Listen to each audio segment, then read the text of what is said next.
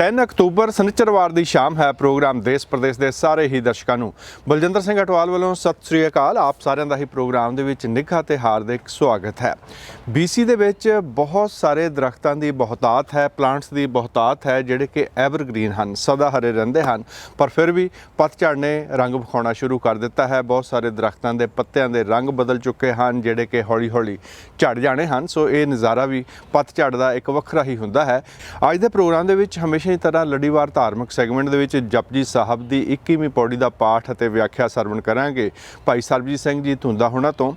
तो इस तो इलावा साडे होर लड़ीवार सैगमेंट्स जिन्हां दे विच कैनेडा दा इतिहास उसकी तीसरी कड़ी पेश की जाएगी। प्रिंसीपल कश्मीरा सिंह जी दे नाल चल रही गलबात, परिवारक झगड़े, इस गलबात नूं अगे तुरिया जाएगा। इसका बाकी का हिस्सा अज दे प्रोग्राम में शामिल रहेगा। बाकी जो किसान संघर्ष चल रहा है इस दे नाल संबंधित कुछ गीत संगीत भी प्रोग्राम में शामिल किया जाएगा। तीरथ तप दया दत दान जे को पावै तिलका मान, सुनिया मन्निया मन कीता पाओ, अंतरगत तीरथ मल नहाओ, सब गुण तेरे मैं नाही कोए, विण गुण कीते भगत न होए, स्वस्थ आथ बाणी बरमाओ, सत सुहान सदा मन चाओ, कमण सो वेड़ा वखत कमण, कमण थित कमण वार, कमण से रुति माह कमण, जित होआ आकार, वेल ना पाइया पंडती, जे होवै लेख पुराण, वखत न पायो कादियाँ, जे लिखन लेख कुरान, ठेतवार न जोगी जानै, रुत महा न कोई, जा करता सिरठी को साजे, आपे जानै सोई, किम कर आखां किम सालाही, क्यों वरनी किम जाना, नानक आखण सब को आखै, एक दूं एक सियाणा, वड्डा साहिब वड्डी नाई, कीता जां का हुवै, नानक जे को आपो जानै, अगे गया ना सो है। वाहिगुरु जी का खालसा, वाहिगुरु जी की फतेह। इस पौड़ी विच गुरदेव पिता महाराज जी ने बड़े प्यारे बचन कहे ने कि वड्डा साहिब वो मालक आ वड्डा है, तो वड्डी नाई ओदी वड्याई। जी आ वड्डा तो वड्याई भी ओदी वड्डी है, जिड्डा वड्डा आप है ओडी वड्डी ओदी वड्याई है। वड्डा साहिब वड्डी नाई, कीता जां का होवे, जो कुछ पसारा पसरिया है सारा ओदे हुक्म मुताबक ओदे निजम मुताबक पसरिया है, ओदा ही सारा पसारा है। कहने लगे नानक जे को आपों जाने, आपों का अर्थ की है आपों, हों मैं आ कीता, मैं इदा कर, जो मैं दसदा दूजा नहीं दस सकता। नानक जे को आपों जाने, कहते अगे गया ना सो है, भाव वो अगे गया शोभा नहीं पाएगा। भाव अगे गया का अर्थ की आ आने वाले समय च, भाव समाज विच इत्थे आम ते शब्द वरते जाते रब के दरबार विच। जे रब व्यापक है, सर्व व्यापक है, तो वह दरबार भी सर्व व्यापक होएगा। भाव वो मालक दियां नज़रां विच प्रवान नहीं होएगा, समाज उन्होंने चंगा नहीं करेगा। जिहड़ा अपनी बुद्धि के तल ते ये बयान करने की कोशिश करे कि मैं दसांगा आ दिन सी, आ थित सी, आ वार सी जिदन मालक ने कायनात नूं तैयार किया। तो खैर पातशाह कहते ने भाई आ जिंदगी नूं खूबसूरत बनाने वास्ते अपनी जिंदगी च गुण लैके आ। तेरा मकसद ये नहीं कि तू सृष्टि कदों बनी है, सृष्टि होंद विच कदों आई है, तू वो दिन लभदा फिरे। तेरा मतलब है तू अपनी जिंदगी दे विच वो मैल कढ़ सके जिहड़ी मैल तैनूं एक थां ते टिकण नहीं दिंदी। तो पातशाह जी ने जिद्दां अखीरले बंद विच विचार बख्शिश कीते। पहली इस 21 नंबर पौड़ी की पहली तुक विच गुरदेव जी जो बख्शिश कर रहे हैं, बहुत प्यारे तरीके नाल सानूं समझा रहे हैं कि तीरथ तप दया दत दान। हुण इत्थे जिहड़ा तीरथ शब्द आया है ਇੱਥੇ ਬਾਹਰਲੇ ਤੀਰਥ ਦਾ ਜ਼ਿਕਰ ਨਹੀਂ ਕੀਤਾ, ਇੱਥੇ ਉਸ ਤੀਰਥ ਦਾ ਜ਼ਿਕਰ ਕੀਤਾ ਹੈ ਜਿਹੜਾ ਤੀਰਥ ਹਰ ਬੰਦੇ ਦੇ ਕੋਲ ਹੈ, ਹਰ ਬੰਦੇ ਦੇ ਅੰਦਰ ਹੈ, ਜਿਹਨੂੰ ਆਪਾਂ ਅਸੀਂ ਬਾਣੀ 'ਚ ਇੰਜ ਵੀ ਪੜ੍ਹਦੇ ਹਾਂ।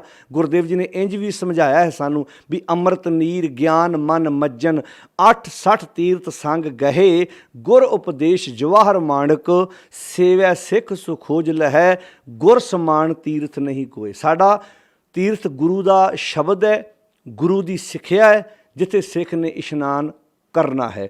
ਜਦੋਂ ਬਾਣੀ 'ਚੋਂ ਆਪਾਂ ਪੜ੍ਹਦੇ ਤੀਰਥ ਨਹਾਵਣ ਜਾਉ ਤੀਰਥ ਨਾਮ ਹੈ, ਸਾਡੇ ਵਾਸਤੇ ਨਾਮ ਤੀਰਥ ਹੈ। ਤੀਰਥ ਸ਼ਬਦ ਵਿਚਾਰ ਅੰਤਰ ਗਿਆਨ ਹੈ। ਜਿਵੇਂ ਲੋਕ ਤੀਰਥ ਸਥਾਨਾਂ 'ਤੇ ਜਾ ਕੇ ਨਹਾ ਕੇ ਤਨ ਦੀ ਮੈਲ ਲਾਉਂਦੇ ਸੀ, ਅਸੀਂ ਗੁਰੂ ਸ਼ਬਦ ਦੇ ਇਸ ਤੀਰਥ ਸਥਾਨ 'ਤੇ ਨਹਾ ਕੇ ਆਪਣੇ ਮਨ ਦੀ ਮੈਲ ਲਾਉਣੀ ਹੈ। ਕਿਹੜੀ ਮੈਲ? ਜਿਹੜੀ ਅਖੀਰਲੀ ਤੁਕ 'ਚ ਆਈ ਹੈ, ਨਾਨਕ ਜੇ ਕੋ ਆਪੋ ਜਾਣੇ। ਹਉਮੈ ਵਾਲੀ ਮੈਲ ਲਾਉਣ ਲਈ ਤੀਰਥ ਸਥਾਨ 'ਤੇ ਨਹਾਉਣਾ ਬਹੁਤ ਜ਼ਰੂਰੀ ਹੈ।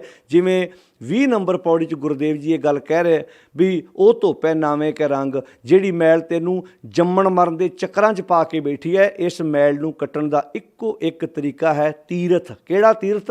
ਤੀਰਥ ਗੁਰੂ ਦਾ ਸ਼ਬਦ, ਜਿੱਥੇ ਅਸੀਂ ਆਪਣੇ ਮਨ ਦਾ ਇਸ਼ਨਾਨ ਕਰਨਾ ਹੈ। ਪਾਤਸ਼ਾਹ ਕਹਿੰਦੇ ਤੀਰਥ ਤਪ, ਤਪ ਦਾ ਅਰਥ ਕੀ ਹੈ? ਸੇਵਾ।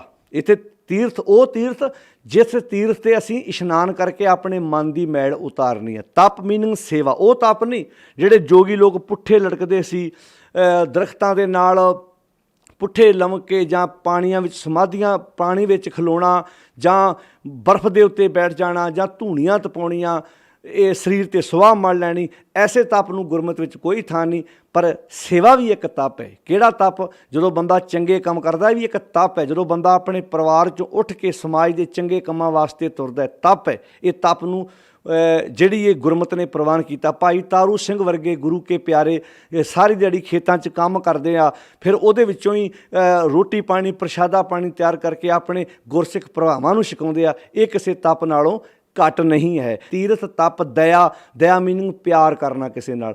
ਇਹ ਜੀਵਨ 'ਚ ਗੁਣ ਆ ਜਾਣ। ਦਇਆ, ਦਤ ਦਾਨ, ਦਿੱਤਾ ਹੋਇਆ ਦਾਨ। ਕਿਹੜਾ ਦਾਨ? ਜਦੋਂ ਅਸੀਂ ਗੁਰਮਤਿ ਵਿੱਚ ਵੈਸੇ ਦਾਨ ਤੇ ਦਾਤਾ ਕਰਦਾ ਹੈ, ਅਸੀਂ ਦਾਨੀ ਥੋੜ੍ਹਾ ਵਾਂ। ਅਸੀਂ ਤੇ ਗੁਰੂ ਵੱਲੋਂ ਬਖਸ਼ਿਸ਼ ਕੀਤੇ ਹੋਏ, ਜਿਹੜੇ ਸਾਨੂੰ ਕੋਈ ਪੈਸਾ ਮਿਲਦਾ, ਕੋਈ ਚਾਰ ਛਿੱਲੜ ਮਿਲਦੇ ਨੇ। ਗੁਣਾਂ ਦੇ ਦਾਨ ਵਿੱਚੋਂ ਫਿਰ ਬੰਦਾ ਇੱਕ ਦੂਜੇ ਦੀ ਹੈਲਪ ਕਰਨ ਦੀ ਜਾਚ ਸਿੱਖਦਾ। ਆਪਾਂ ਪਾਤਸ਼ਾਹ ਦੀ ਬਾਣੀ ਜਦੋਂ ਪੜ੍ਹਦੇ ਹਾਂ, ਮਿਹਰਵਾਨ ਸਾਹਿਬ ਮਿਹਰਵਾਨ, ਸਾਹਿਬ ਮੇਰਾ ਮਿਹਰਵਾਨ ਜੀ ਸਗਲ ਕੋ ਦੇ ਦਾਨ। ਉਹ ਸਭ ਨੂੰ ਦਾਨ ਦਿੰਦਾ ਹੈ। ਕਾਹਦਾ ਦਾਨ ਦਿੰਦਾ? ਗੁਣਾਂ ਦਾ ਦਾਨ ਦਿੰਦਾ। ਹਮ ਮੈਲੇ ਤੁਮ ਉਜੜ ਕਰਤੇ, ਮਾਰੇ ਕਹਿੰਦੇ ਹਮ ਨਿਰਗੁਣ ਤੂੰ ਦਾਤਾ। ਕਾਹਦਾ ਦਾਤਾ? ਗੁਣਾਂ ਦਾ ਦਾਤਾ। ਜਿਹਦੇ ਨਾਲ ਸਾਡੇ ਮਨ ਦੀ ਮੈਲ ਲੈ ਜਾਏ, ਮਨ ਦੀ ਮੈਲ ਲੈਂਦੀ ਹੈ ਤਾਂ ਹੀ ਬੰਦਾ ਪਰਉਪਕਾਰ ਵਾਸਤੇ ਤੁਰ ਪਾਉਂਦਾ ਹੈ। ਤੋ ਦਤ ਦਾਨ ਦਾ ਅਰਥ ਹੈ ਦਿੱਤਾ ਹੋਇਆ ਦਾਨ। ਜਦੋਂ ਮਾਲਕ ਵੱਲੋਂ ਸਾਨੂੰ ਗੁਣਾਂ ਦਾ ਦਾਨ ਮਿਲਦਾ ਹੈ, ਫਿਰ ਬੰਦਾ ਕੀ ਕਰਦਾ? ਆਪਣੇ ਅੰਦਰ ਦੇ ਤੀਰਥ, ਜਿਹੜਾ ਅੰਦਰ ਤੀਰਥ ਬਣਿਆ ਗੁਰੂ ਦਾ ਸ਼ਬਦ ਦਾ ਗਿਆਨ ਦਾ, ਉਹ 'ਤੇ ਇਸ਼ਨਾਨ ਵੀ ਕਰਦਾ ਹੈ। ਫਿਰ ਉਹ ਸੇਵਾ ਵੀ ਕਰਦਾ ਹੈ। ਫਿਰ ਉਹਦੇ ਅੰਦਰ ਪਿਆਰ ਵੀ ਆਉਂਦਾ ਹੈ। ਇਹ ਲੜੀ ਹੈ ਤੀਰਥ ਤਪ ਦਇਆ ਦਤ ਦਾਨ। ਅੱਗੇ ਕਹਿੰਦੇ ਜੇ ਕੋ ਪਾਵੈ ਤਿਲਕਾ ਮਾਨ, ਜੇ ਕਿਤੇ ਸਾਰੇ ਕੰਮ ਵਿੱਚੋਂ ਤਿਲ ਜਿੰਨੀ ਵੀ ਤੈਨੂੰ ਮਾਣ ਮਿਲ ਜਾਏ, ਤਿਲ ਜਿੰਨਾ ਵੀ ਤੈਨੂੰ ਆਤਮਿਕ ਤੌਰ 'ਤੇ ਲਾਭ ਹੋ ਗਿਆ, ਹਉਮੈ ਵਾਲਾ ਕੜ ਸੀ ਨਾ, ਉਹ ਟੁੱਟ ਜਾਣਾ। ਜਿਹੜਾ ਆਪੋਂ ਜਾਣੇ, ਜਿਹੜਾ ਤੂੰ ਆਪੋਂ ਜਾਏਗਾ ਮੈਨੂੰ ਸਾਰਾ ਪਤਾ, ਫਿਰ ਸਮਝ ਆ ਜਾਊਗੀ ਵੀ ਮੈਂ ਇਹ ਪਤਾ ਕਰਕੇ ਕੀ ਲੈਣਾ ਵੀ ਸ੍ਰਿਸ਼ਟੀ ਕਦੋਂ ਬਣੀ ਹੈ। ਮੈਂ ਤਾਂ ਇਹ ਵੇਖਾਂ ਕਿ ਮੈਂ ਆਪਣੇ ਹਿਰਦੇ ਦੀ ਸ੍ਰਿਸ਼ਟੀ ਕਿੱਦਾਂ ਤਿਆਰ ਕਰਨੀ ਹੈ, ਮੈਂ ਆਪਣੀ ਇਸ ਕਾਇਆ ਨੂੰ ਕਿੱਦਾਂ ਸਵਾਰਨਾ ਹੈ, ਜਿਹੜਾ ਨਗਰ ਹੈ ਇਹਨੂੰ ਖੂਬਸੂਰਤ ਕਿੱਦਾਂ ਬਣਾਉਣਾ ਹੈ, ਉਹ ਇਸ ਬੰਨੇ ਤੁਰੇਗਾ। ਫਿਰ ਕਹਿੰਦੇ ਸੁਣਿਆ ਮੰਨਿਆ। ਹੁਣ ਆਹ ਗੁਣ ਨੇ, ਪਹਿਲਾਂ ਸੁਣਨਾ ਹੈ ਫਿਰ ਮੰਨਣਾ ਹੈ। ਹੁਣ ਜਿਹਨੇ ਸੁਣਿਆ ਹੀ ਨਹੀਂ, ਹਉਮੈ ਦੀਆਂ ਗੱਲਾਂ ਵੀ ਤਾਂ ਉਹੀ ਕਰਦਾ ਜਿਹਨੇ ਮੰਨਿਆ ਹੀ ਨਹੀਂ, ਕਿਉਂਕਿ ਅਸੀਂ ਤਾਂ ਗੁਰੂ ਦੀ ਗੱਲ ਨੂੰ ਅਜੇ ਤੱਕ ਧਿਆਨ ਨਾਲ ਸੁਣਿਆ ਹੀ ਨਹੀਂ। ਹੁਣ ਇੱਥੇ ਲਿਖਿਆ ਸੁਣਿਆ ਮੰਨਿਆ ਤੇ ਮਨ ਕੀਤਾ ਭਾਉ। ਪਿਆਰ ਕਿਉਂ ਨਹੀਂ ਹੈਗਾ ਜੀਵਨ 'ਚ? ਕਿਉਂਕਿ ਜਾਂਦੇ ਹਾਂ ਗੁਰਦੁਆਰੇ ਮੱਥਾ ਟੇਕਦੇ ਹਾਂ, ਪਰਿਕਰਮਾ ਕਰਦੇ ਹਾਂ, ਗੱਲ ਤੇ ਗੁਰੂ ਦੀ ਸੁਣਦੇ ਹੀ ਨਹੀਂ ਆਪਾਂ। ਜਦੋਂ ਸੁਣਿਆ ਹੀ ਨਹੀਂ, ਮੰਨਣਾ ਕੀ ਸੀ ਤੇ ਪਿਆਰ ਕਿੱਥੋਂ ਜੀਵਨ 'ਚ ਆਉਣਾ ਸੀ? ਖਿੱਚ ਨਹੀਂ ਪੈਂਦੇ ਬੰਦੇ ਉੱਥੇ। ਸੁਣਿਆ ਮੰਨਿਆ ਮਨ ਕੀਤਾ ਭਾਉ। ਫਿਰ ਕੀ ਕਰਨਾ ਸੀ? ਅੰਤਰਗਤ ਤੀਰਥ। ਹੁਣ ਉੱਤੇ ਗੱਲ ਆ ਗਈ ਸੀ ਨਾ ਤੀਰਥ ਦੀ। ਅੰਤਰਗਤ ਤੀਰਥ, ਜਿਹੜਾ ਅੰਦਰ ਤੀਰਥ ਹੈ, ਇਹ ਤੇ ਇਸ਼ਨਾਨ। ਅੰਤਰਗਤ ਤੀਰਥ ਮਲ ਨਹਾਓ, ਇਹ ਤੇ ਮਲ ਕੇ ਨਹਾਉਣਾ ਸੀ। ਕਾਸ਼ ਕਿਸੇ ਐ ਸਰੋਵਰ 'ਤੇ ਨਹਾਉਂਦੇ ਅਸੀਂ ਜਾ ਕੇ ਸਰੋਵਰ 'ਚ ਚੁੱਭੀਆਂ ਮਾਰ ਕੇ ਰਗੜ ਕੇ ਨਹਾਉਣਾ ਸ਼ੁਰੂ ਕਰਤਾ।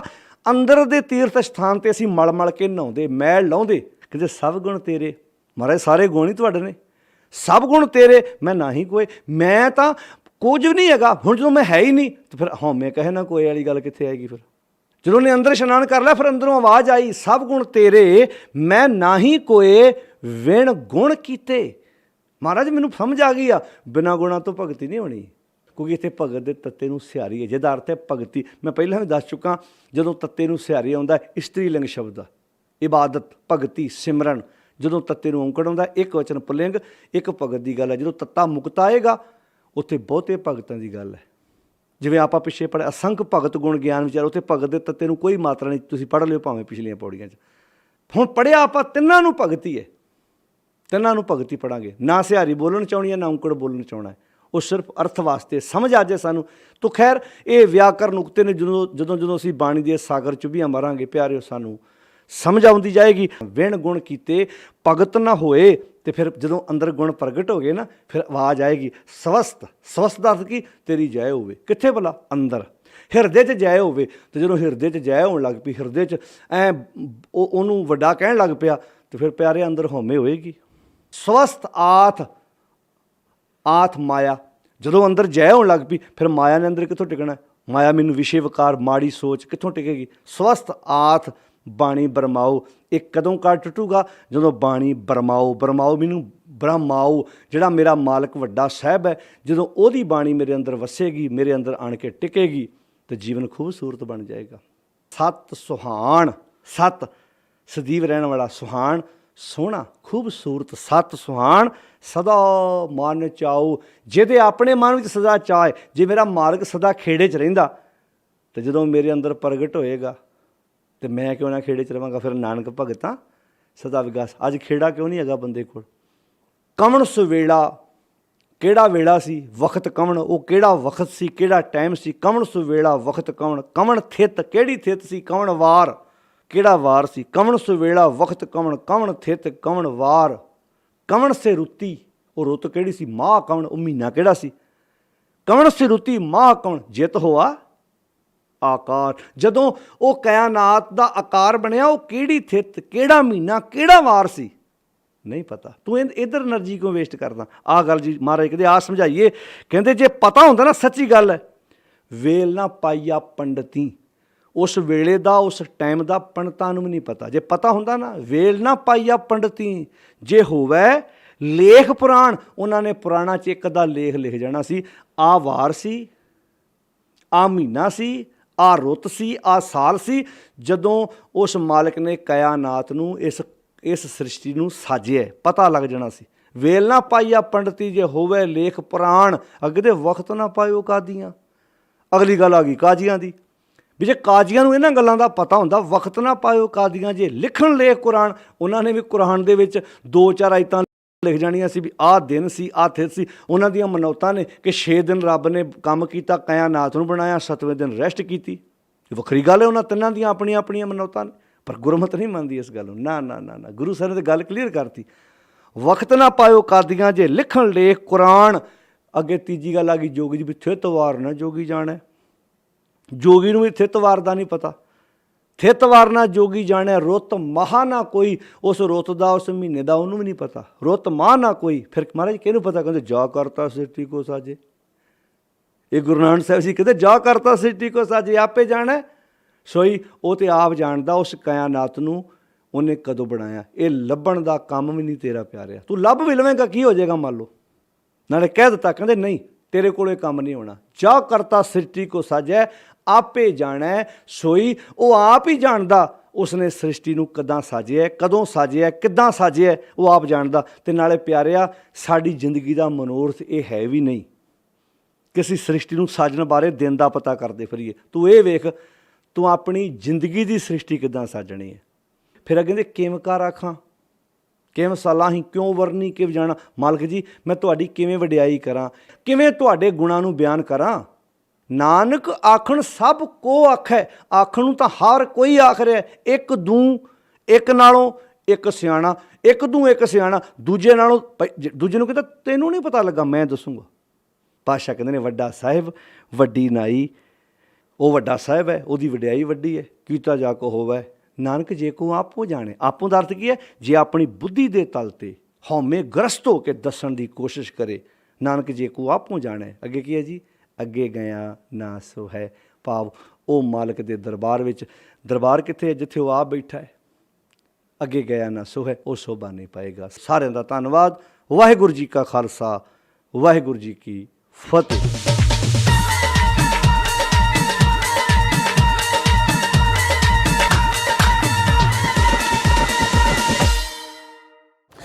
ਕਿਸਾਨ ਜਿਸ ਨੂੰ ਅੰਨਦਾਤਾ ਕਿਹਾ ਜਾਂਦਾ ਹੈ, ਮੁੱਢ ਤੋਂ ਹੀ ਸੰਘਰਸ਼ ਕਰਦਾ ਆ ਰਿਹਾ ਹੈ, ਜੱਦੋ-ਜਹਿਦ ਕਰਦਾ ਆ ਰਿਹਾ ਹੈ। ਬੇਸ਼ੱਕ ਇੰਡੀਆ ਭਰ ਦੇ ਵਿੱਚ ਕਿਸਾਨਾਂ ਦੇ ਨਾਲ ਹਮੇਸ਼ਾ ਧੱਕਾ ਹੁੰਦਾ ਆਇਆ ਹੈ, ਪਰ ਪੰਜਾਬ ਜਿਸ ਦੇ ਨਾਲ ਮੁੱਢ ਤੋਂ ਹੀ ਮਤਰੇਈ ਮਾਂ ਵਾਲਾ ਸਲੂਕ ਹੁੰਦਾ ਆਇਆ ਹੈ, ਉਹ ਤਾਂ ਹੈ ਹੀ ਖੇਤੀ ਪ੍ਰਧਾਨ ਸੂਬਾ, ਜਿਹੜਾ ਕਿ ਰੀੜ੍ਹ ਦੀ ਹੱਡੀ ਕਿਸਾਨੀ ਨੂੰ ਕਿਹਾ ਜਾ ਸਕਦਾ ਹੈ ਪੰਜਾਬ ਦੀ। ਤੇ ਪੰਜਾਬ ਦੇ ਕਿਸਾਨ ਨੂੰ, ਜੱਟ ਨੂੰ ਜਾਗਰੂਕ ਕਰਨ ਦੇ ਵਾਸਤੇ ਸਮੇਂ-ਸਮੇਂ 'ਤੇ ਕਈ ਲਹਿਰਾਂ ਉੱਠਦੀਆਂ ਰਹੀਆਂ ਹਨ, ਬਹੁਤ ਸਾਰੇ ਗੀਤ ਬਣਦੇ ਰਹੇ ਹਨ। ਪਗੜੀ ਸੰਭਾਲ ਜੱਟਾ, ਹੁਣ ਤਾਂ ਪੱਗ ਨੂੰ ਹੱਥ ਹੀ ਪਾ ਲਿਆ ਹੈ। ਇਸ ਤੋਂ ਇਲਾਵਾ ਰਾਜ ਕਾਕੜਾ ਉਹਨਾਂ ਨੇ ਵੀ ਲਿਖਿਆ, ਔਰ ਸੰਤ ਰਾਮ ਅਦਾਸੀ ਨੂੰ ਕੌਣ ਭੁਲਾ ਸਕਦਾ ਹੈ। ਇਹਨਾਂ ਗੀਤਾਂ ਦੇ ਨਾਲ ਅੱਜ ਕੱਲ੍ਹ ਵੀ ਬਹੁਤ ਸਾਰੇ ਕਲਾਕਾਰ ਹਨ ਜਿਹੜੇ ਹੁਣ ਦੇ ਮੌਕੇ ਦੇ ਹਿਸਾਬ ਦੇ ਨਾਲ ਜਾਗਰੂਕ ਕਰਨ ਦੇ ਵਾਸਤੇ ਗੀਤ ਗਾ ਰਹੇ ਹਨ। ਪਰ ਪੁਰਾਣੇ ਗੀਤਾਂ ਦੀ ਜੇ ਗੱਲ ਕਰੀਏ ਤਾਂ ਬੜਾ ਦੂਰ ਦਾ ਨਜ਼ਰੀਆ ਸੀ। ਉਹਨਾਂ ਗੀਤਕਾਰਾਂ ਨੇ ਪਹਿਲਾਂ ਹੀ ਸਾਰਾ ਕੁਝ ਅਨੁਭਵ ਕਰ ਲਿਆ ਸੀ ਕਿ ਕਿਸਾਨ ਦੇ ਨਾਲ, ਜੱਟ ਦੇ ਨਾਲ ਕੀ ਹੋਣ ਵਾਲਾ ਹੈ। ਉਹਨਾਂ ਗੀਤਾਂ ਦੀਆਂ ਕੁਝ ਟੁਕੜੀਆਂ। ਗਲ ਲੱਗ ਕੇ ਸੀਰੀ ਦੇ ਜੱਟ ਰੋਵੇ, ਬੋੜਾ ਵਿੱਚੋਂ ਨੀਰ ਵਗਿਆ, ਲਿਆ ਤੰਗਲੀ ਨਸੀਬਾਂ ਨੂੰ ਫਰੋਲੀਏ, ਉਹ ਤੂੜੀ ਵਿੱਚੋਂ ਪੁੱਤ ਜੱਗਿਆ, ਲਿਆ ਤੰਗਲੀ।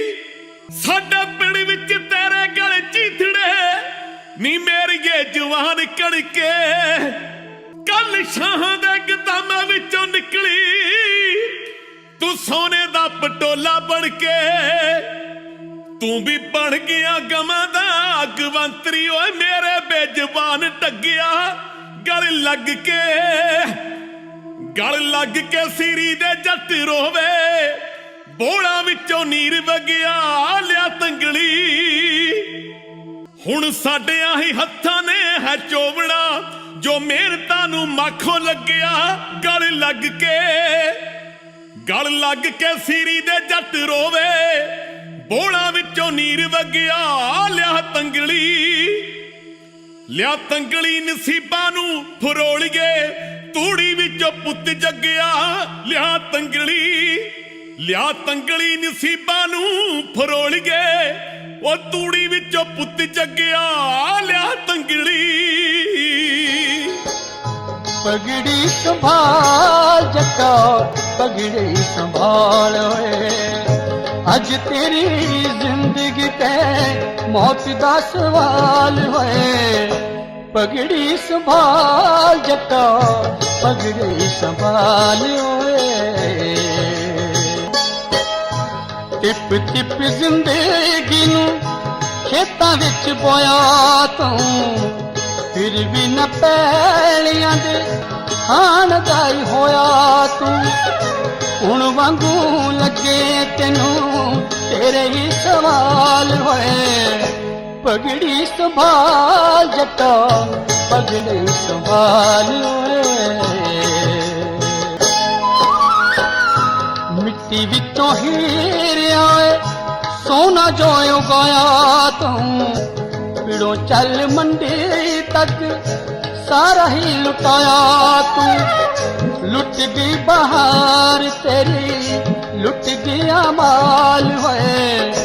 ਪਗੜੀ ਸੰਭਾਲ ਜੱਟਾ, ਪਗੜੀ ਸੰਭਾਲ ਓਏ,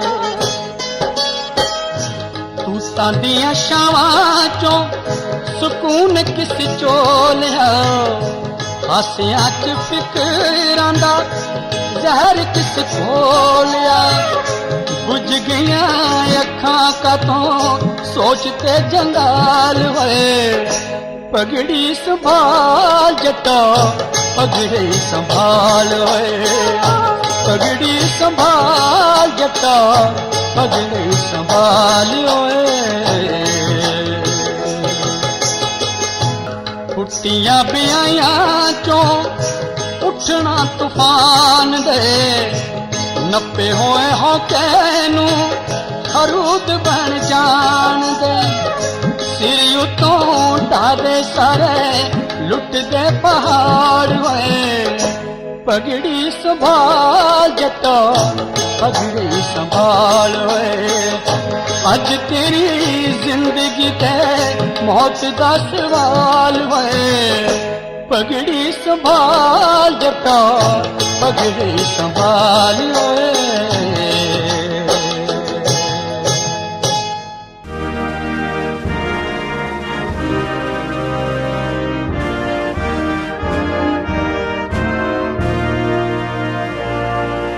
ਕੈਨੇਡਾ ਦਾ ਇਤਿਹਾਸ ਪੰਜਾਬੀ ਵਿੱਚ ਰੈਡ ਐਫਐਮ ਦੀ ਇਸ ਪੇਸ਼ਕਸ਼ ਦੀ ਅੱਜ ਤੀਸਰੀ ਕਿਸ਼ਤ ਪੇਸ਼ ਕੀਤੀ ਜਾ ਰਹੀ ਹੈ।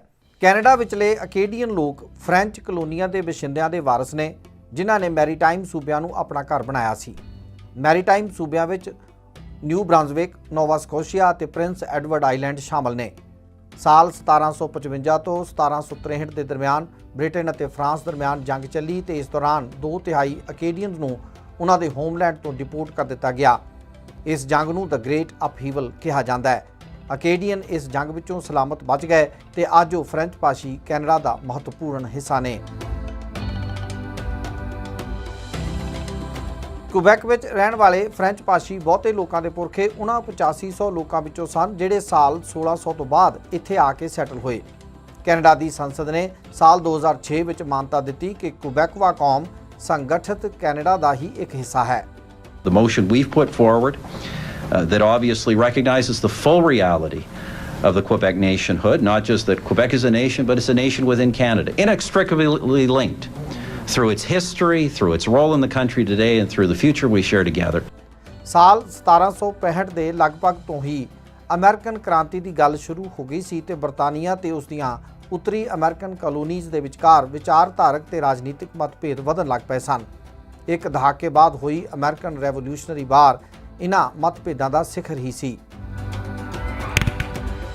ਸਾਲ 1775 ਵਿੱਚ ਅਮਰੀਕਾ ਦੀ ਸੁਤੰਤਰਤਾ ਦੀ ਲੜਾਈ ਸ਼ੁਰੂ ਹੋ ਗਈ। ਇਸ ਨੂੰ ਅਮਰੀਕਨ ਰੈਵੋਲਿਊਸ਼ਨਰੀ ਵਾਰ ਜਾਂ ਅਮਰੀਕਨ ਵਾਰ ਆਫ ਇੰਡੀਪੈਂਡੈਂਸ ਵੀ ਕਿਹਾ ਜਾਂਦਾ ਹੈ। ਲਗਭਗ 8 ਸਾਲ ਚੱਲੀ ਇਸ ਲੜਾਈ ਵਿੱਚ 13 ਉੱਤਰੀ ਅਮਰੀਕਨ ਕਲੋਨੀਆਂ ਨੇ ਬਰਤਾਨੀਆ ਦੇ ਖਿਲਾਫ ਹਥਿਆਰਬੰਦ ਜੰਗ ਕੀਤੀ ਤੇ ਉਹਨਾਂ ਨੇ ਖੁਦ ਨੂੰ ਸੁਤੰਤਰ ਐਲਾਨ ਕਰ ਦਿੱਤਾ। ਲੜਾਈ 1783 ਵਿੱਚ ਖਤਮ ਹੋ ਗਈ। ਫਿਰ 3 ਸਤੰਬਰ 1783 ਨੂੰ ਬਰਤਾਨੀਆ ਤੇ ਅਮਰੀਕਾ ਦੇ ਵਿਚਕਾਰ ਵਰਸੇਲੀਜ਼ ਦੀ ਸੰਧੀ ਉੱਪਰ ਹਸਤਾਖਰ ਕੀਤੇ ਗਏ। ਫਰਾਂਸ, ਸਪੇਨ, ਨੈਦਰਲੈਂਡਸ ਦੀਆਂ ਫੌਜਾਂ ਵੀ ਇਸ ਜੰਗ ਵਿੱਚ ਸ਼ਾਮਲ ਸਨ। ਸੰਧੀ ਪਿੱਛੋਂ ਬਰਤਾਨੀਆ ਨੇ ਅਮਰੀਕਾ ਦੇ ਪ੍ਰਭੂਤਾ ਸੰਪੰਨ ਜਾਂ ਸੋਵਰਨ ਹੋਣ ਨੂੰ ਆਪਣੀ ਮਾਨਤਾ ਦੇ ਦਿੱਤੀ। ਇਸ ਦੇ ਨਾਲ ਹੀ ਕੈਨੇਡਾ ਅਤੇ ਅਮਰੀਕਾ ਦੀਆਂ ਸੀਮਾਵਾਂ ਦਾ ਵੀ ਨਿਰਧਾਰਨ ਕਰ ਦਿੱਤਾ ਗਿਆ। ਕਾਂਸਟੀਟਿਊਸ਼ਨਲ ਐਕਟ 1791 ਦੇ ਤਹਿਤ ਇਸ ਨੂੰ ਨਵੇਂ ਨਾਮ ਦ ਕੈਨੇਡਾਜ਼ ਦੇ ਨਾਮ ਨਾਲ ਜਾਣਿਆ ਜਾਣ ਲੱਗਿਆ। ਇਸ ਲੜਾਈ ਦਾ ਬਹੁਤ ਮਹੱਤਵਪੂਰਨ ਪੱਖ ਇਹ ਸੀ ਕਿ ਕੈਨੇਡਾ ਵਿੱਚ ਰਹਿਣ ਵਾਲੇ ਲੋਕਾਂ ਨੇ ਅਮਰੀਕਾ ਦੀਆਂ ਬਾਗੀ ਹੋਈਆਂ ਬਰਤਾਨਵੀ ਕਾਲੋਨੀਆਂ ਦਾ ਸਾਥ ਨਹੀਂ ਦਿੱਤਾ, ਸਗੋਂ ਉਹ ਆਪਣੇ ਮਾਤ ਦੇਸ਼ ਭਾਵ ਇੰਗਲੈਂਡ ਨਾਲ ਹੀ ਖੜੇ ਰਹੇ। ਅਮਰੀਕਾ ਵਿੱਚ ਰਹਿਣ ਵਾਲੇ 50,000 ਦੇ ਕਰੀਬ ਉਹ ਸਾਰੇ ਲੋਕ ਕੈਨੇਡਾ ਆ ਗਏ ਜਿਹੜੇ ਬਰਤਾਨੀਆ ਦਾ ਸਾਥ ਦੇ ਰਹੇ ਸਨ। ਉਹਨਾਂ ਨੂੰ ਯੂਨਾਈਟਿਡ ਐਮਪਾਇਰ ਲਾਇਲਿਸਟ ਕਿਹਾ ਗਿਆ। ਇਹ ਲੋਕ ਜਦੋਂ ਕੈਨੇਡਾ ਆਏ ਤਾਂ ਆਪਣੇ ਨਾਲ ਅਜਿਹਾ ਵਿਸ਼ਵਾਸ ਲੈ ਕੇ ਆਏ ਜਿਹੜਾ ਸਰਕਾਰ ਦੀ ਪ੍ਰਤੀਨਿਧਤਾ ਕਰਦਾ ਸੀ, ਭਾਵ ਉਹ ਜਿੱਥੋਂ ਵੀ ਆਏ ਸਨ ਉਹਨਾਂ ਕੋਲ ਉੱਥੇ ਕਲੋਨੀਅਲ ਵਿਧਾਨ ਸਭਾ ਹੁੰਦੀ ਸੀ। ਇਹਨਾਂ ਲੋਕਾਂ ਨੂੰ ਖੁਸ਼ ਰੱਖਣ ਵਾਸਤੇ ਬਰਤਾਨੀਆ ਨੇ ਕੁਬੈਕ ਨੂੰ 2 ਹਿੱਸਿਆਂ ਵਿੱਚ ਵੰਡ ਦਿੱਤਾ। ਇਸ ਦੇ ਉੱਤਰ ਪੂਰਬੀ ਹਿੱਸੇ ਵਿੱਚ ਬਹੁਤੇ ਲੋਕ ਫਰਾਂਸੀਸੀ ਮੂਲ ਦੇ ਰਹਿੰਦੇ ਸਨ ਤੇ ਦੱਖਣ ਪੱਛਮ ਵਿੱਚ ਬਰਤਾਨਵੀ ਮੂਲ ਦੇ। ਇਸ ਨੂੰ ਅਪਰ ਅਤੇ ਲੋਅਰ ਕੈਨੇਡਾ ਦਾ ਨਾਮ ਦੇ ਦਿੱਤਾ ਗਿਆ। ਇਸ ਤੋਂ ਅੱਗੇ ਦੀ ਜਾਣਕਾਰੀ ਅਗਲੀ ਕਿਸ਼ਤ ਵਿੱਚ। ਰੈਡ ਐਫਐਮ ਕੈਨੇਡਾ ਲਈ ਮੈਂ ਰਿਸ਼ੀ ਨਾਗਰ।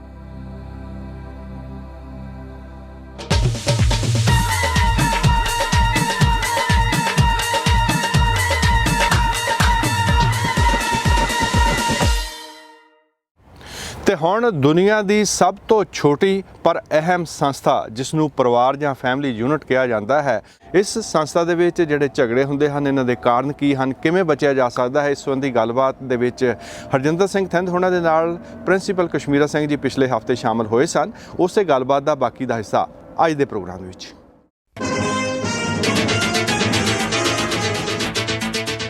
ਪ੍ਰੋਫੈਸਰ ਕਸ਼ਮੀਰਾ ਸਿੰਘ ਜੀ ਸਾਡੇ ਸਟੂਡੀਓਜ਼ ਦੇ ਵਿੱਚ ਨੇ, ਉਹਨਾਂ ਨਾਲ ਗੱਲਬਾਤ ਚੱਲ ਰਹੀ ਹੈ।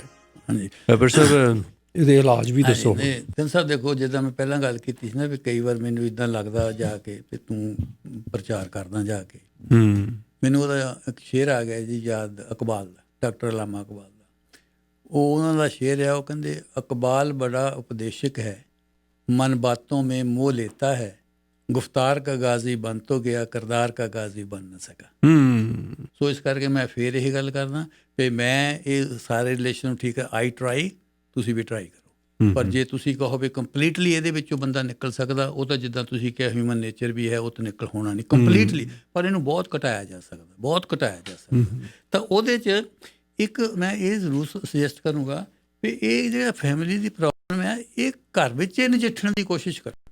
ਇਹ ਜਿਹੜੀ ਹੈਗੀ ਇਹਦੇ ਵਿੱਚ ਬਾਹਰਲੀ ਹੈਲਪ ਜਿਹੜੀ ਲੈਣ ਦੀ ਕੋਸ਼ਿਸ਼ ਮਿਨੀਮਮ ਕੀਤੀ ਜਾਵੇ ਜਾ ਕੇ। ਘਰ ਦਾ ਮਸਲੇ ਜਿਹੜੇ ਘਰ 'ਚ ਤੁਸੀਂ ਨਜਿੱਠੋਗੇ ਉਹੋ ਹੀ ਇਹਦਾ ਜ਼ਿਆਦਾ ਹੋਣੀ ਆ। ਬਾਹਰ ਕੀਤੀ ਹੋਈ ਗੱਲ ਕਿਸੇ ਸਮੇਂ ਉਹ ਤੁਹਾਡੇ ਖਿਲਾਫ ਵੀ ਯੂਜ਼ ਹੋ ਜਾਂਦੀ ਹੈ। ਹੁਣ ਤਾਂ ਦੇਖੋ ਜੀ, ਇਹਦੀ ਤੁਸੀਂ ਹਿਸਟਰੀ ਦੇਖੋ ਤਿੰਨ ਸਾਹਿਬ, ਇਹ ਫੈਮਿਲੀ ਦੇ ਮਸਲੇ ਜਿਹੜੇ ਹੈਗੇ ਗੌਰਮੈਂਟ ਤੱਕ ਨਹੀਂ ਆਉਂਦੇ ਹੁੰਦੇ। ਪੁਰਾਣੀ ਹਿਸਟਰੀ ਦੇ ਵਿੱਚ ਇਹ ਫੈਮਿਲੀ ਦੇ ਮੈਂਬਰ ਫੈਮਿਲੀ 'ਚ ਨਜਿੱਠੇ ਜਾਂਦੇ ਹੁੰਦੇ ਸੀ, ਜਾਂ ਫੈਮਿਲੀ 'ਚ ਨਜਿੱਠੇ ਨੇ ਜਾਂ ਰਿਸ਼ਤੇਦਾਰਾਂ 'ਚ ਨਜਿੱਠੇ ਜਾਂਦੇ ਹੁੰਦੇ ਸੀ। ਬਾਹਰ ਨਹੀਂ ਆਉਂਦੇ ਹੁੰਦੇ, ਕਦੇ ਕੋਰਟਾਂ ਵਗੈਰਾ 'ਚ ਨਹੀਂ ਹੁੰਦੇ। ਕੋਰਟਾਂ ਇਹਦੀਆਂ ਹੁੰਦੀਆਂ ਹੀ ਨਹੀਂ। ਮੈਂ ਪੁਰਾਣੀ ਹਿਸਟਰੀ ਦੀ ਗੱਲ ਕਰਦਾ, ਉਹਦੇ ਵਿੱਚ ਸਮਾਜਿਕ ਅਨਰਿਟਨ ਲਾਜ਼ ਹੁੰਦੇ ਸੀ, ਕੁਛ ਲਿਖਤੀ ਰੂਪ ਵਿੱਚ ਦੱਸੀ ਹੁੰਦੀ, ਪਰ ਉਹ ਭਾਈਚਾਰੇ ਦੇ ਆਪਣੇ ਲਾਜ਼ ਹੁੰਦੇ ਸੀ, ਉਹਦੇ ਮੁਤਾਬਕ ਉਹ ਫੈਸਲਾ ਕਰ ਲੈਂਦੇ ਸੀ। ਪਰ ਹੁਣ ਹੌਲੀ ਹੌਲੀ ਕਿਉਂਕਿ ਇੱਕ ਹੋਰ ਗੱਲ ਮੈਂ ਇੱਥੇ ਕਲੀਅਰ ਕਰਦਾ, ਇਹ ਇਸ ਕਰਕੇ ਵੀ ਸੀ ਕਿਉਂਕਿ ਇੰਡੀਅਨ ਸਿਸਟਮ ਦੇ ਵਿੱਚ ਜਾਂ ਭਾਰਤੀ ਜਾਂ ਹਿੰਦੂ ਸਿਸਟਮ ਦੇ ਵਿੱਚ ਡਾਈਵੋਰਸ ਦਾ ਕਨਸੈਪਟ ਹੈ ਨਹੀਂ। ਉੱਥੇ ਡਾਈਵੋਰਸ ਦਾ ਕਨਸੈਪਟ ਹੈ ਨਹੀਂ, ਉਹ ਛੱਡਣ ਦਾ ਕਨਸੈਪਟ ਹੈਗਾ ਵੀ ਬਈ ਛੱਡ ਦਿੱਤੀ ਤੀਵੀਂ ਜੀ ਜਾਂ ਹੋਰ ਵਿਆਹ ਕਰਾ ਲਿਆ, ਉਹਦਾ ਕਨਸੈਪਟ ਹੈਗਾ। ਇਸੇ ਕਰਕੇ ਮੈਂ ਬੜਿਆਂ ਵਿਦਵਾਨਾਂ ਤੋਂ ਜ਼ੋਰ ਲਾ ਕੇ ਪਤਾ ਕੀਤਾ ਵੀ ਕੀ ਡਾਈਵੋਰਸ ਦਾ ਕੋਈ ਸ਼ਬਦ ਹੈਗਾ ਸਾਡੀ ਸ਼ਬਦਾਵਲੀ ਵਿੱਚ। ਇੱਧਰ ਤਲਾਕ ਹੈਗਾ, ਡਾਈਵੋਰਸ ਹੈਗਾ, ਪਰ ਸਾਡੇ ਐਗਜ਼ੈਕਟ ਵਰਡ ਕੋਈ ਹੈ ਨਹੀਂ ਜਿਹਨੂੰ ਅਸੀਂ ਕਹਿ ਸਕੀਏ ਵੀ ਡਾਈਵੋਰਸ ਲਈ ਲਫ਼ਜ਼ ਵਰਤਿਆ ਜਾਂਦਾ। ਬਾਜ਼ੀਗਰਾਂ ਦੀਆਂ ਜਿਹੜੀ ਕਮਿਊਨਿਟੀਜ਼ ਨੇ ਜੀ, ਉਹ ਹਾਲੇ ਵੀ ਇਸੇ ਤਰ੍ਹਾਂ ਹੀ ਫੈਸਲਾ ਕਰਦੀਆਂ, ਪੰਚਾਇਤ ਫੈਸਲਾ ਕਰਦੀ। ਹਾਂ, ਉਹ ਆਪੇ ਫੈਸਲਾ ਕਰ ਲੈਂਦੇ, ਬਾਹਰ ਫੈਸਲਾ ਕੋਰਟ ਦੇ ਵਿੱਚ ਫੈਸਲਾ ਨਹੀਂ ਹੋਣਾ। ਅਗਲੀ ਗੱਲ ਜਿਹੜੀ ਹੈਗੀ ਇਹਦਾ ਅਸਰ ਜਿਹੜਾ ਹੈਗਾ ਆ, ਇਹ ਬੱਚਿਆਂ ਤੇ ਬਹੁਤ ਬੁਰਾ ਅਸਰ ਹੁੰਦਾ। ਜਦ ਘਰ ਦੇ ਵਿੱਚ ਲੜਾਈ ਝਗੜੇ ਹੁੰਦੇ ਨਾ, ਬੱਚਿਆਂ 'ਤੇ ਬਹੁਤ ਅਸਰ ਬੁਰਾ ਇੱਦਾਂ ਹੁੰਦਾ ਵੀ ਜਿਹੜੇ ਬੱਚੇ ਆ ਉਹ ਤੁਹਾਡੇ ਕਹਿਣ ਦੇ ਨਾਲ ਉਹਨਾਂ ਅਸਰ ਨਹੀਂ ਲੈਂਦੇ ਜਿੰਨਾ ਉਹ ਅਬਜ਼ਰਵ ਕਰਕੇ ਅਸਰ ਲੈਂਦੇ। ਜੋ ਘਰ ਦੇ ਵਿੱਚ ਹੋ ਰਿਹਾ ਨਾ, ਉਹਨੂੰ ਨਹੀਂ ਅਬਜ਼ਰਵ ਕਰੀ ਜਾਣਾ, ਉਹ ਉਹਨਾਂ 'ਤੇ ਅਸਰ ਪਈ ਜਾਣਾ। ਚਾਹੇ ਤੁਸੀਂ ਉਹਨਾਂ ਨੂੰ ਜਿੰਨਾ ਮਰਜ਼ੀ ਕਹੀ ਜਾਓ ਕਾਕਾ ਨੇਕ ਬਣੀ ਦਾ ਹੁੰਦਾ, ਫਲਾਨਾ ਕਰੀ ਦਾ ਹੁੰਦਾ, ਪਰ ਜੋ ਘਰ ਦੇ ਵਿੱਚ ਹੋ ਰਿਹਾ ਉਹਨੇ ਉਹ ਤੋਂ ਅਸਰ ਲੈਣਾ। ਸੋ ਬੱਚਿਆਂ ਦਾ ਜਿਹੜਾ ਹੈਗਾ ਆ, ਇਹ ਵੀ ਇੱਕ ਰੀਜ਼ਨ ਹੈਗਾ ਵੀ ਅਸੀਂ ਘਰ ਦੇ ਵਿੱਚ ਪੀਸ ਨੂੰ ਜ਼ਿਆਦਾ ਰੱਖਿਆ ਜਾਵੇ। ਵੀ ਤੁਸੀਂ ਬੱਚਿਆਂ ਨੂੰ ਜ਼ਿੰਦਗੀ ਦੀਆਂ ਤਲਖ ਹਕੀਕਤਾਂ ਤੋਂ ਪਰੇ ਰੱਖਣਾ ਚਾਹੁੰਦੇ ਹੋ?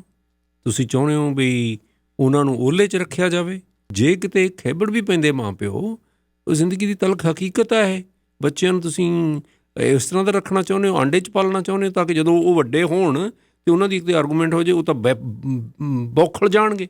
ਸਾਹਿਬ, ਆਂਡੇ ਵਿੱਚ ਰੱਖਣ ਵਾਲੀ ਗੱਲ ਨਹੀਂ ਹੈ। ਬੱਚਿਆਂ ਨੂੰ ਗੁੱਡ ਐਟਮੋਸਫੀਅਰ ਦਿਓ ਤੁਸੀਂ। ਆ ਜਿਹੜੀ ਤੁਹਾਡੀ ਦਲੀਲ ਆ ਵੀ ਘਰ ਦੇ ਵਿੱਚ ਲੜਾਈ ਝਗੜਾ ਚੰਗਾ ਹੋ, ਬੱਚੇ ਫਿਰ ਚੰਗੇ ਟ੍ਰੇਨਡ ਹੋਊਗੇ, ਉਹਨਾਂ ਨੂੰ ਪਤਾ ਹੋਊਗਾ ਵੀ ਆਹ ਵੀ ਲੜਾਈ ਝਗੜੇ ਵੀ। ਇੱਕ ਮਿੰਟ ਮੈਨੂੰ ਕਹਿ ਲੈਂਦੇ ਹੁਣ, ਜੇ ਹੁਣ ਬੱਚਿਆਂ ਨੂੰ ਤੁਸੀਂ ਪੀਸਫੁਲ ਐਟਮੋਸਫੀਅਰ ਦੇ ਵਿੱਚ ਉਹ ਪਲੂਗੇ ਤਾਂ ਤੁਹਾਡਾ ਮਤਲਬ ਹੈ ਕਿ ਉਹ ਮਾੜੇ ਸਿਟੀਜ਼ਨ ਬਣੂਗੇ?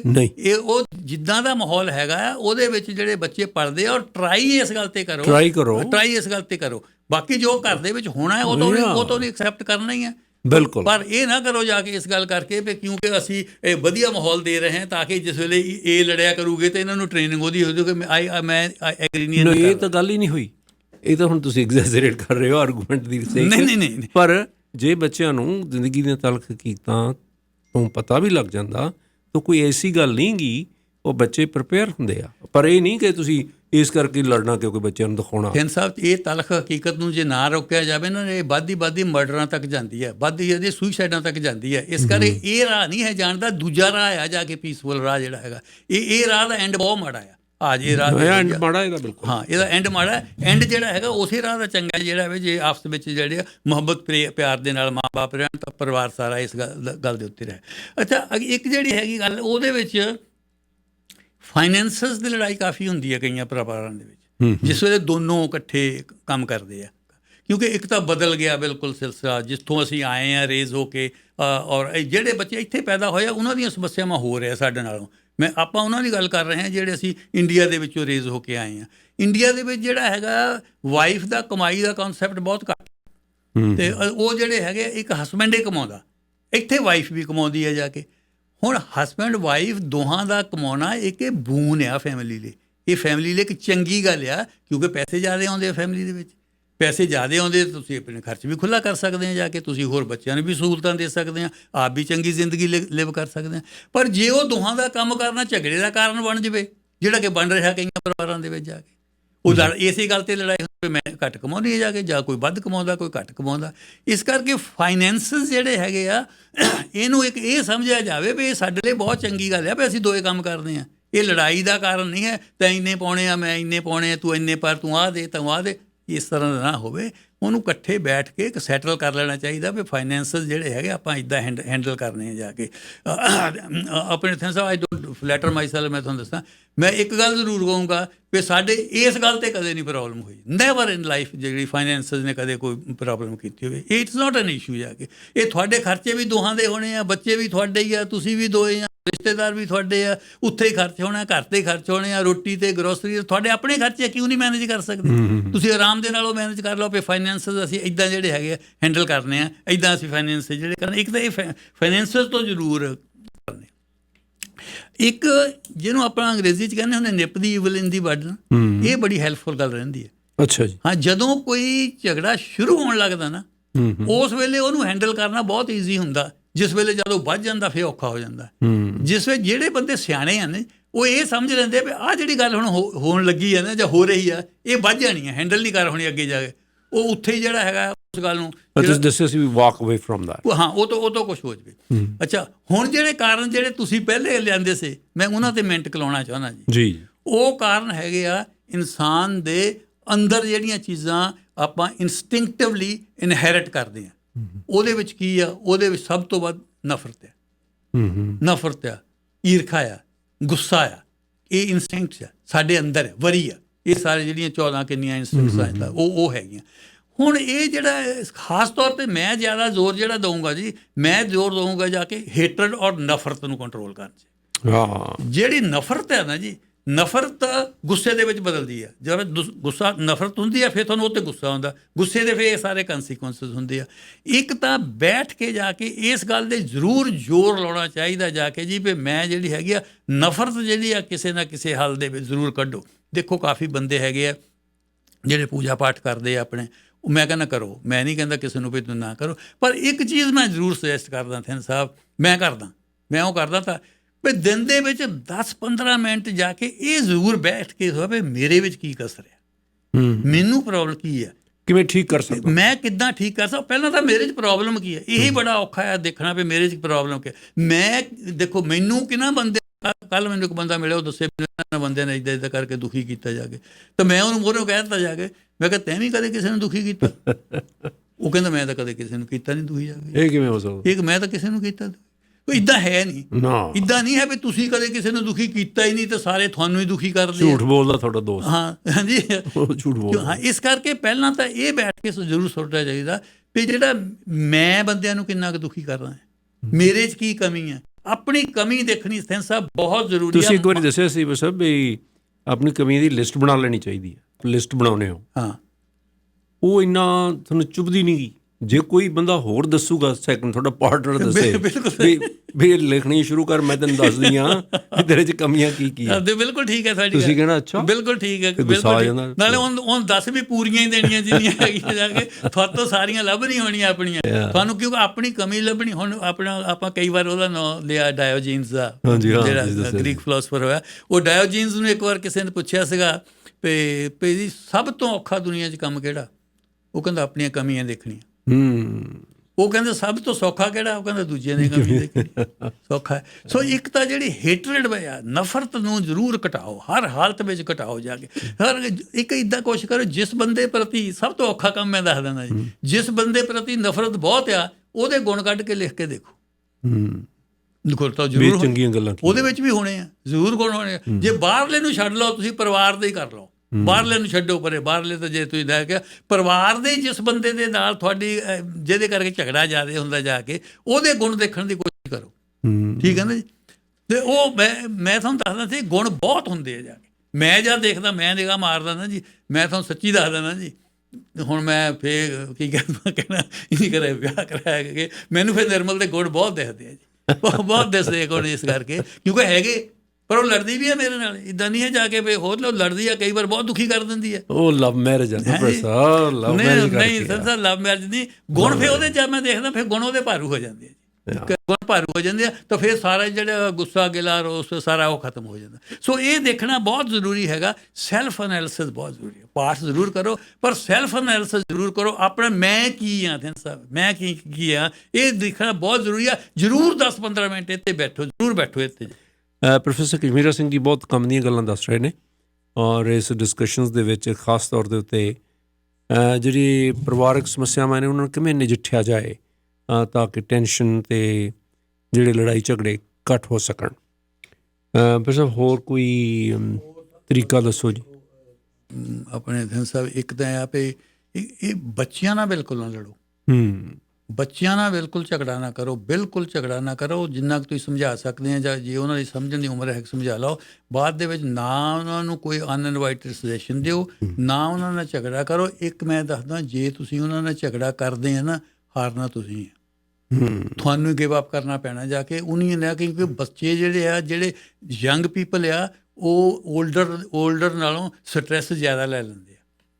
ਜਿਸ ਵੇਲੇ ਓਲਡਰ ਪੀਪਲ ਘਬਰਾ ਜਾਂਦੇ ਆ ਬਹੁਤ, ਜਾਂ ਬੱਚੇ ਨਾਰਾਜ਼ ਹੁੰਦੇ ਆ, ਉਹਨਾਂ ਤੋਂ ਨਾਰਾਜ਼ ਦੇਖ ਨਹੀਂ ਹੁੰਦੇ ਜਾ ਕੇ। ਹਾਂ, ਇਹ ਬੱਚੇ ਬਹੁਤਾ ਕੇਅਰ ਨਹੀਂ ਕਰਦੇ ਹੈਗੇ। ਜੇ ਪੇਰੈਂਟਸ ਨਾਰਾਜ਼ ਹੈਗੇ ਤਾਂ ਜਾ ਕੇ ਉਹ ਨਹੀਂ ਹੁੰਦੇ। ਸੋ ਇਹ ਜਿਹੜਾ ਹੈਗਾ ਇਹ ਵਾਈਡ ਸਪਰੈਡ ਹੈਗਾ। ਅਤੇ ਇੱਕ ਬੱਚਿਆਂ ਦੇ ਨਾਲ ਨਾ ਕਰੋ। ਇੱਕ ਜਿਹੜੀ ਮੈਂ ਉਹ ਗੱਲ ਕਰ ਰਿਹਾ ਸੀ, ਇਹ ਜਿਹੜੀ ਨਫ਼ਰਤ, ਈਰਖਾ ਕੰਟਰੋਲ ਕਰਨੀ ਸੌਖੀ ਹੈ ਥੋੜ੍ਹੀ ਜਿਹੀ ਨਫ਼ਰਤ ਨਾਲੋਂ। ਨਫ਼ਰਤ, ਈਰਖਾ ਔਰ ਗੁੱਸਾ, ਕਈ ਵਾਰ ਮੈਨੂੰ ਲੱਗਦਾ ਅਸੀਂ ਤਾਂ ਇਹਦੇ ਸਲੇਵ ਹਾਂ। ਅਸੀਂ ਤਾਂ ਨਹੀਂ ਇਹਨਾਂ ਨੂੰ ਕੰਟਰੋਲ ਕਰਦੇ, ਇਹ ਸਾਨੂੰ ਕੰਟਰੋਲ ਕਰਦੇ ਆ। ਇਹ ਸਾਨੂੰ ਦੌੜਾਈ ਫਿਰਦੇ ਆ ਜਾ ਕੇ। ਨਫ਼ਰਤ ਕਦੇ ਉੱਧਰ ਨੂੰ ਲੈ ਜਾਂਦੀ ਹੈ, ਕਦੇ ਉਹਦੇ ਖਿਲਾਫ ਕਰਦੀ ਹੈ, ਉਹਦੇ ਖਿਲਾਫ ਮੈਂ ਬੋਲਦਾ, ਉਹਦੇ ਵੱਧ ਬੋਲਦਾ।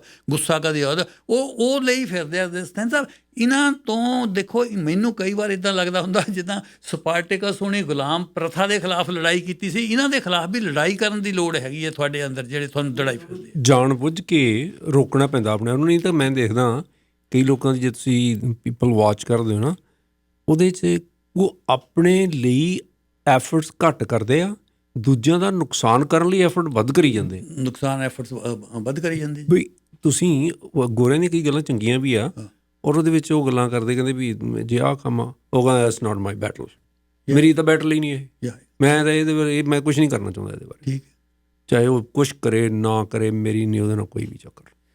ਸੋ ਬੇਲਾਗ ਹੋ ਜਾਣਾ ਵੀ ਕਈ ਵਾਰੀ ਚੰਗੀ ਗੱਲ ਹੁੰਦੀ। ਬਹੁਤੀ ਹਾਲਤ ਵਿੱਚ ਚੰਗੀ ਗੱਲ ਆ। ਬਹੁਤੀ ਹਾਲਤ ਬਣ ਅਸੀਂ ਜਿੱਥੋਂ ਰੇਜ਼ ਹੋ ਕੇ ਆਏ ਹਾਂ, ਅਸੀਂ ਜਿਹੜਾ ਹੈਗਾ ਦੂਜੇ ਦੇ ਮਸਲੇ ਦੇ ਵਿੱਚ ਸਾਨੂੰ ਜਿਹੜਾ ਹੈਗਾ ਆ, ਜਿਹਨੂੰ ਮੈਂ ਲਫ਼ਜ਼ ਲੱਤ ਅਡਾਉਣੀ ਕਹਿ ਦੇਵਾਂ ਜਾ ਕੇ, ਬਹੁਤ ਆ। ਅਸੀਂ ਦਖਲ ਬਹੁਤ ਦਿੰਦੇ ਹਾਂ ਦੂਜੇ ਦੇ ਵਿੱਚ। ਇਹ ਦਖਲ ਨਹੀਂ, ਦਖਲਅੰਦਾਜ਼ੀ ਬਹੁਤ ਕਰਦੇ ਹਾਂ ਅਸੀਂ। ਇਸ ਸੁਸਾਇਟੀ ਦੇ ਵਿੱਚ ਤਾਂ ਈਵਨ ਪਰਿਵਾਰ ਦੇ ਮੈਂਬਰ ਵੀ, ਬੱਚੇ ਵੀ, ਉਹ ਚਾਹੁੰਦੇ ਨਹੀਂ ਵੀ ਦਖਲਅੰਦਾਜ਼ੀ ਹੋਵੇ। ਨਹੀਂ, ਉਹ ਨਹੀਂ ਚਾਹੁੰਦੇ। ਅਨਨੈਸੈਸਰੀ ਦਖਲਅੰਦਾਜ਼ੀ ਨਹੀਂ ਉਹ ਚਾਹੁੰਦੇ। ਸਿੰਧ ਸਾਹਿਬ ਇੱਕ ਉਹ ਅੰਗਰੇਜ਼ੀ ਦੀ ਕੋਟੇਸ਼ਨ ਹੈਗੀ ਨਾ ਜੀ, ਐਨ ਅਨਇਨਵਾਈਟਡ ਸੁਜੈਸ਼ਨ ਇਜ਼ ਨੈਵਰ ਵੈਲਕਮ। ਉਹ ਚਾਹੇ ਤੁਹਾਡੇ ਬੱਚੇ ਆ, ਉਹ ਵੀ ਨਹੀਂ ਵੈਲਕਮ ਕਰਦੇ ਹੈਗੇ ਜੇ ਤੁਸੀਂ ਦੱਸਿਆ ਸੀ ਇੱਕ ਵਾਰੀ ਵੀ ਜਦੋਂ ਉਹ ਤੁਹਾਡੇ ਤੋਂ ਕੋਈ ਗੱਲ ਪੁੱਛਦੇ ਆ, ਫਿਰ ਉਦੋਂ ਹੀ ਦੱਸੋ ਜਾ ਕੇ। ਨਹੀਂ ਤਾਂ ਦੱਸੋ ਨਾ, ਨਹੀਂ ਦੱਸਣ ਦੀ ਲੋੜ ਹੀ। ਜੇ ਤੁਸੀਂ ਦੱਸੋਗੇ ਤਾਂ ਉਹਦਾ ਕੋਈ ਅਸਰ ਨਹੀਂ ਹੋਣਾ ਜਾ ਕੇ। ਸੋ ਇੱਕ ਗੱਲ ਮੈਂ ਫਾਈਨਲੀ ਜਿਹੜੀ ਹੈਗੀ ਇੱਥੇ, ਵੀ ਇਹ ਜਿਹੜਾ ਸਾਡੇ ਅੰਦਰ ਈਰਖਾਵਾਂ ਜਾਂ ਨਫ਼ਰਤ, ਇਹਨੂੰ ਬੈਠ ਕੇ ਐਵਰੀ ਡੇ ਦਾ ਐਨਾਲਿਸਿਸ ਕਰੋ। ਇਹਨਾਂ ਦੀ ਗੁਲਾਮੀ 'ਚੋਂ ਨਿਕਲਣ ਦੀ ਲੋੜ ਆ। ਇਹ ਸਾਡੇ ਮਾਲਕ ਆ, ਇਹ ਸਾਡੇ ਮਾਲਕ। ਅਸੀਂ ਇਹਨਾਂ ਨੂੰ ਮਾਲਕ ਨਾ ਰਹਿੰਦੇ। ਇਹਨਾਂ ਦੇ ਖਿਲਾਫ ਕੌਨਸਟੈਂਟ ਸਟਰਗਲ ਦੀ ਲੋੜ ਆ, ਐਵਰੀ ਡੇ ਸਟਰਗਲ ਦੀ ਲੋੜ ਆ। ਇਹ ਜਿਹੜੀਆਂ ਸਾਡੀਆਂ, ਜਿਹਨੂੰ ਆਪਾਂ ਕਹਿੰਦੇ ਆ ਵੀ ਮਾੜੇ ਕੁਛ ਕਹਿੰਦੇ ਲਫ਼ਜ਼ ਦੇਖ ਲਓ ਜਾ ਕੇ, ਇਹਨਾਂ ਦੇ ਖਿਲਾਫ ਲੜਾਈ ਦੀ ਬਹੁਤ ਜ਼ਰੂਰਤ ਆ। ਫਿਰ ਪਰਿਵਾਰ ਦੇ ਵਿੱਚ ਅਸੀਂ ਬੈਟਰ ਹੋਵਾਂਗੇ ਜੇ ਸਾਨੂੰ ਆਪਣੇ ਪਰਿਵਾਰ ਦੇ ਬੰਦਿਆਂ ਦੇ ਪ੍ਰਤੀ ਜਿਹੜੀ ਹੈਗੀ, ਚਾਹੇ ਵਕਤੀ ਤੌਰ 'ਤੇ ਨਫ਼ਰਤ ਆ, ਉਹ ਵੀ ਖਰਾਬ ਕਰਦੀ ਹੈ ਜਾ ਕੇ। ਉਹ ਘਟਾਉਣੀ ਚਾਹੀਦੀ ਹੈ, ਹਰ ਹਾਲਤ ਵਿੱਚ ਘਟਾਉਣੀ ਚਾਹੀਦੀ ਹੈ। ਬੈਠ ਕੇ ਜਿੱਦਾਂ ਆਪਾਂ ਪਾਠ ਕਰਦੇ ਹਾਂ, ਇੱਦਾਂ ਇਹਦਾ ਪਾਠ ਕਰਨ ਦੀ ਲੋੜ ਹੈ। 10-15 ਮਿੰਟ ਐਵਰੀ ਡੇ, ਵੀ ਮੇਰੇ 'ਚ ਕਮੀਆਂ ਕੀ ਹੈ, ਆਪਣੀਆਂ ਕਮੀਆਂ ਦੇਖਣੀਆਂ ਬਹੁਤ ਜ਼ਰੂਰੀ ਹੈ। ਪਰ ਸਰ ਬਹੁਤ ਬਹੁਤ ਮਿਹਰਬਾਨੀ, ਸ਼ੁਕਰੀਆ। Thank you.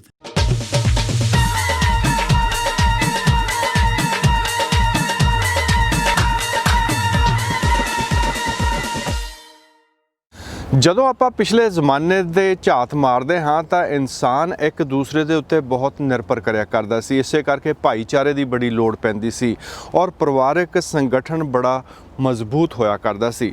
ਜਿਉਂ-ਜਿਉਂ ਹੁਣ ਸੁੱਖ ਸਹੂਲਤਾਂ ਇੰਨੀਆਂ ਆ ਗਈਆਂ ਹਨ, ਇਨਸਾਨ ਆਤਮ ਨਿਰਭਰ ਹੋ ਗਿਆ ਹੈ, ਦੂਜਿਆਂ ਦੇ ਨਾਲ ਮੋਹ ਪਿਆਰ ਜਾਂ ਫਿਰ ਜਿਹੜੇ ਰਿਸ਼ਤੇ ਹਨ ਉਹ ਤਾਂ ਖੋਖਲੇ ਹੀ ਹੋ ਗਏ ਹਨ। ਬਹੁਤ ਦੂਰ ਕੀ ਜਾਣਾ ਹੈ, ਪਰਿਵਾਰ ਦੇ ਵਿੱਚ ਹੀ ਦੇਖ ਲਓ, ਆਪਣੇ ਫਰਜ਼ਾਂ ਤੋਂ ਇਨਸਾਨ ਮੁਨਕਰ ਹੁੰਦਾ ਜਾ ਰਿਹਾ ਹੈ। ਜਿਸ ਮਾਂ-ਬਾਪ ਨੇ ਜਨਮ ਦਿੱਤਾ ਹੈ ਉਹਨਾਂ ਦਾ ਵੀ ਆਦਰ ਸਤਿਕਾਰ ਨਹੀਂ। ਆਦਰ ਸਤਿਕਾਰ ਕੀ ਹੋਣਾ ਹੈ? ਮੰਨ ਲਓ ਜਿਹੜੀ ਉਹਨਾਂ ਨੇ ਜਾਇਦਾਦ ਸੀ ਆਪਣੇ ਪਰਿਵਾਰ ਦੇ ਵਿੱਚ, ਪੁੱਤਰਾਂ ਦੇ ਵਿੱਚ, ਆਪਣੀ ਜਨਰੇਸ਼ਨ ਦੇ ਵਿੱਚ ਵੰਡ ਦਿੱਤੀ ਹੈ, ਉਸ ਤੋਂ ਬਾਅਦ ਤਾਂ ਫਿਰ ਉਹਨਾਂ ਦੀ ਕੀ ਹਾਲਤ ਹੁੰਦੀ ਹੈ, ਇਹ ਬਹੁਤ ਮਿਸਾਲਾਂ ਆਪਾਂ ਨੂੰ ਵੇਖਣ ਨੂੰ ਮਿਲਦੀਆਂ ਹਨ। ਸਮਾਜ ਦੇ ਵਿੱਚ ਸਾਡੇ ਹੋਰ ਬਹੁਤ ਸਾਰੀਆਂ ਜਿਹੜੀਆਂ ਖਾਮੀਆਂ ਹਨ ਔਰ ਉਹਨਾਂ ਦੇ ਵਿੱਚੋਂ ਜਿਹੜਾ ਔਰਤ ਜ਼ਾਤ ਦਾ ਜਿਹੜਾ ਸਨਮਾਨ ਹੈ ਉਸ ਨੂੰ ਬੜੀ ਠੇਸ ਪਹੁੰਚਾਈ ਜਾਂਦੀ ਹੈ। ਇੱਥੋਂ ਤੱਕ ਕਿ ਧੀਆਂ ਦੇ ਕਤਲ ਕੁੱਖ ਦੇ ਵਿੱਚ ਹੀ ਕਰ ਦਿੱਤੇ ਜਾਂਦੇ ਹਨ। ਹੋਰ ਬਹੁਤ ਸਾਰੀਆਂ ਗੱਲਾਂ ਹਨ। ਔਰਤ ਨੂੰ ਬਰਾਬਰ ਦਾ ਅਧਿਕਾਰ ਨਾ ਦੇਣਾ, ਇਹੋ ਜਿਹੀਆਂ ਸਮੱਸਿਆਵਾਂ 'ਤੇ ਆਧਾਰਿਤ ਇੱਕ ਬਹੁਤ ਚਰਚਿਤ ਨਾਟਕ ਕਈ ਸਾਲ ਪਹਿਲਾਂ ਜਿਹੜਾ ਤਿਆਰ ਹੋਇਆ ਸੀ, ਦੂਰਦਰਸ਼ਨ ਤੋਂ ਵੀ ਚੱਲਿਆ ਸੀ, ਇੱਥੇ ਵੈਨਕੂਵਰ ਦੇ ਵਿੱਚ ਲੋਕਲ ਚੈਨਲ 'ਤੇ ਵੀ ਚਲਾਇਆ ਸੀ, ਮੈਂ ਗੂੰਗੀ ਨਹੀਂ। ਬਹੁਤ ਹੀ ਜ਼ਬਰਦਸਤ ਇਹ ਟੀਵੀ ਸੀਰੀਅਲ ਹੈ ਜਿਸ ਨੂੰ ਅਸੀਂ ਹੁਣ YouTube ਦੇ ਉੱਤੇ ਸ਼ੁਰੂ ਕਰ ਦਿੱਤਾ ਹੈ। ਤੁਸੀਂ ਦੇਸ਼ ਪ੍ਰਦੇਸ਼ ਟੀਵੀ ਦੇ YouTube ਚੈਨਲ ਦੇ ਉੱਤੇ ਇਸ ਦਾ ਪਹਿਲਾ ਤੇ ਦੂਜਾ ਭਾਗ ਹੁਣ ਵੇਖ ਸਕਦੇ ਹੋ। ਬਲਜਿੰਦਰ ਸਿੰਘ ਅਟਵਾਲ ਨੂੰ ਅਗਲੇ ਹਫ਼ਤੇ ਤੱਕ ਇੱਥੇ ਹੀ ਇਜਾਜ਼ਤ ਦਿਓ। ਸਤਿ ਸ੍ਰੀ ਅਕਾਲ।